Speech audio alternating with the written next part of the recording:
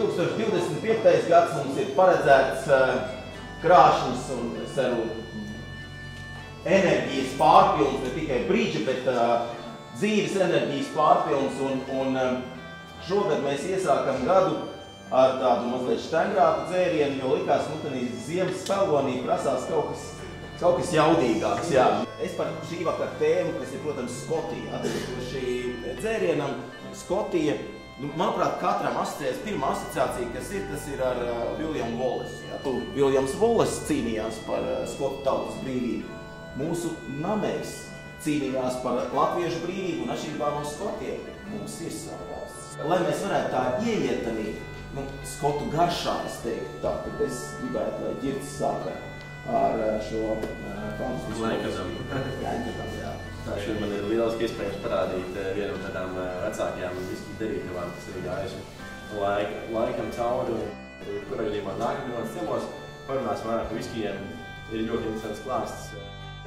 Kā katru vakaru arī ir godavies. Tur ir tā, ka tu esi viens tāds tiedziņš, tev var sadaudzīt, bet tad, kad tu esi sapīts pīnais kā krosli, tad tev neko nevar izdarīt. Un tad, kas bija jāizdara? Jāizveido teika, vai man kāradās namē grazēs. Tas ir viss. Nu, tātad tik vienkārši. Tev ir kaut kādā veidā, kaut kādām lietām jāievieto kaut kāda papildus nozīme. Lai visiem labi!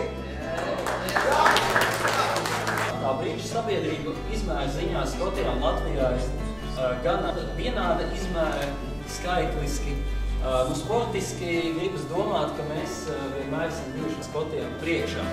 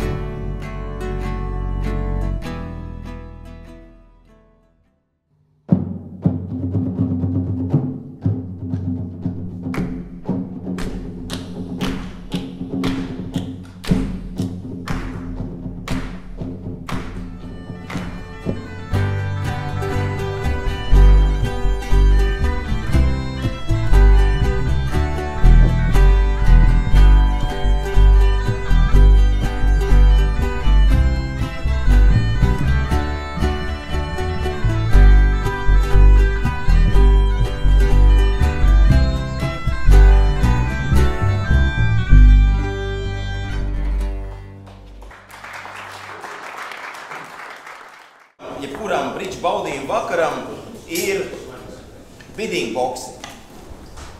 Koka, mahagonijas ar, protams, visām solīšanas kārtīm. Sastāvdaļa ir vēl viena Zijā Mahmuda personīgi parakstīta grāmata ar ierakstu. 120. 200. 262 reizes. 263 reizes.